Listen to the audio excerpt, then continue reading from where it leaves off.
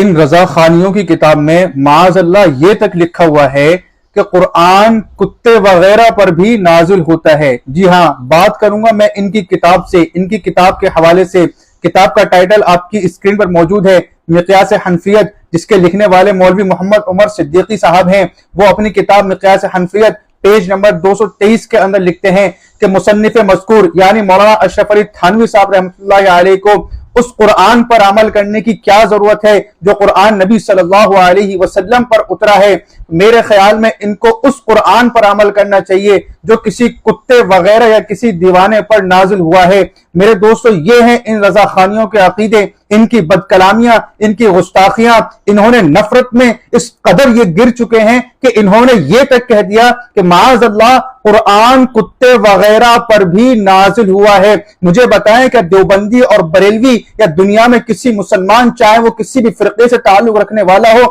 کیا اس کا قرآن الگ ہے؟ ہرگز نہیں، ہم سب کا قرآن ایک ہے۔ لیکن یہ بریلوی اپنی عداوت نفرت میں اس قدر گر گئے کہ انہوں نے یہ بھی نہیں سوچا کہ ہم کیا بول رہے ہیں، اور انہوں نے یہ لکھ دیا کہ معاذ اللہ قرآن تو کتے وغیرہ پر بھی نازل ہوا ہے۔ یہ دیکھیں ان کی گستاخیاں۔ تو تم علماء دیوبند کو گستاخ کہنے سے پہلے اپنے آپ کو دیکھو، شرم نہیں آتی تم لوگوں کو؟ نحمده ونصلي ونسلم على رسوله الكريم اما بعد فاعوذ باللہ من الشیطان الرجیم بسم اللہ الرحمن الرحیم۔ السلام علیکم ورحمۃ اللہ تعالی وبرکاتہ۔ کیسے ہیں ناظرین؟ امید ہے خیر عافیت سے ہوں گے۔ اللہ تعالیٰ آپ کو شاد و آباد رکھے، سلامت رکھے۔ اس ویڈیو کو دیکھیے، اور جاہل قسم کا، اسے میں مولوی نہیں کہوں گا، کیونکہ اگر مولوی ہوتا تو یہ کچھ عقل و فہم و فراست کی بات کرتا، لیکن یہ فہم و فراست کی بات نہیں کرتا، بلکہ ادھوری بات کرتا ہے اور کچھ باتوں کو اٹھاتا ہے اور ٹائٹل چپکا دیتا ہے۔ معاذ اللہ اس نے ٹائٹل چپکایا ہے کہ رضا خانی کے مذہب میں یہ ہے کہ قرآن کتے پر نازل ہو سکتا ہے، ثم معاذ اللہ نعوذ باللہ۔ اور اس نے کہا ہے کہ دیکھو رضا خانیوں کی کتاب میں لکھا ہے کہ یہ کہتے ہیں کہ قرآن، ایسے قرآن پر اشرف علی تھانوی کو عمل کرنے کی کیا ضرورت ہے، اور اشرف علی تھانوی کو تو اس قرآن پر عمل کرنا چاہیے جو کتے پر یا پاگل پر نازل ہوا ہے۔ تو اس نے اب بھی وہی حرکت کی، اس جاہل نے، اس نام نہاد ملے نے آج بھی وہی حرکت کی ہے، اور آج اس نے ادھوری بات بتائی ہے، جیسا کہ پچھلی ویڈیو میں نے اس کے اوپر ویڈیو بنائی تھی اور اس نے وہاں بھی ادھوری بات کہی تھی اور تھوپنا چاہا تھا زبردستی کہ سیدی اعلیٰ گستاخ ہیں، اور آج بھی یہ سیدی ایک ہمارے سنی عالم کے اوپر ایک بات تھوپ رہا ہے اور گستاخ ٹھہرانا چاہ رہا ہے۔ الٹا چور، ہمارے بزرگ کہا کرتے تھے کہ الٹا چور کوتوال کو ڈانٹے، یعنی چوری کر رہے اوپر سے سینہ چوری کرتا ہے۔ ان کے باپوں نے، ان کے چمچوں نے، ان کے چماروں نے، ان کے بھنگیوں نے گستاخیاں کی ہیں۔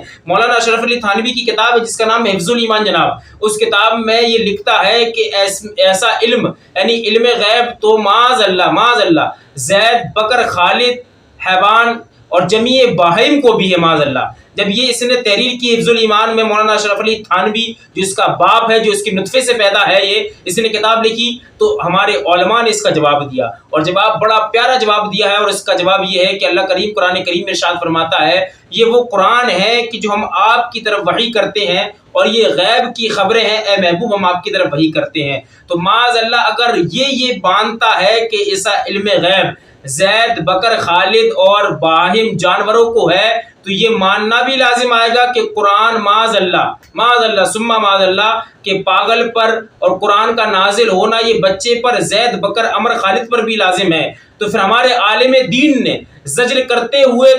یہ جواب دیا کہ مولانا اشرف علی تھانوی کو اس قرآن پر عمل کرنے کی کیا ضرورت ہے جو نبی پر نازل ہوا ہے۔ مولانا اشرف علی تھانوی کو تو اس قرآن پر عمل کرنے کی ضرورت ہے جو کسی کتے، کسی پاگل، کسی جاہل پر نازل ہوا ہے۔ اس کا مطلب سراسر یہ نہیں ہے کہ ہم یہ کہتے ہیں کہ معاذ اللہ قرآن کسی کتے پر نازل ہو سکتا ہے یا کسی جانور پر یا کسی بچے پر نازل ہو سکتا ہے، یہ مطلب ہمارا نہیں ہے، بلکہ یہ مطلب تو تمہارے مولویوں نے نکالا ہے، اور یہ توہین رسول کر کے، گستاخی رسول کر کے اپنا ٹھکانہ جہنم کی طرف بنایا ہے۔ کیونکہ حضور کی محبت اصل ایمان ہے، جان ایمان ہے، عین ایمان ہے۔ حضور سے وفا نہیں ہے تو کچھ بھی نہیں ہے۔ علامہ اقبال نے کیا خوب کہا تھا، عشق قاتل سے مقتول سے ہمدردانہ بھی، عشق قاتل سے مقتول سے ہمدردانہ بھی، بتا کس سے محبت کا صلہ مانگے گا۔ مطلب حضور سے